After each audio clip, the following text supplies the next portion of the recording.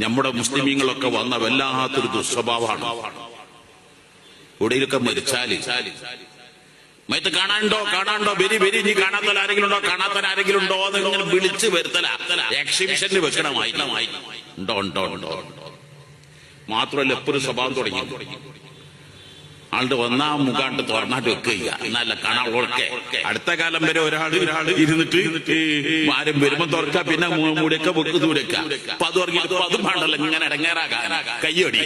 അപ്പൊ അടുത്ത് തുറന്നു മരിച്ചെന്ന് കേട്ടാൽ ആദ്യം ചെയ്യേണ്ട 7 കർമ്മങ്ങളുണ്ട്. ആ കർമ്മങ്ങൾപ്പെട്ട ഏറ്റവും പ്രധാനപ്പെട്ടതാണ് ആദ്യം ചെയ്യേണ്ടതാണ് ജനാസ എന്ന് പറഞ്ഞാൽ തന്നെ മറച്ചു വെക്കുക. ഉടനെ മറച്ചു വെക്കുക. എത്രത്തോളം മറച്ചു വെക്കണം എന്നറിയോ? മയ്യത്ത് മറവ് ചെയ്യുന്ന സമയത്ത് പോലും നിങ്ങൾ കണ്ടിട്ടില്ലേ എന്താ കബർബിൽ ഇങ്ങനെ ഷീറ്റ് പിടിച്ചിരിക്കണത്?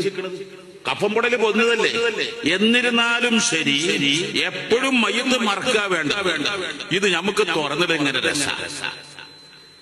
എക്സിബിഷൻ.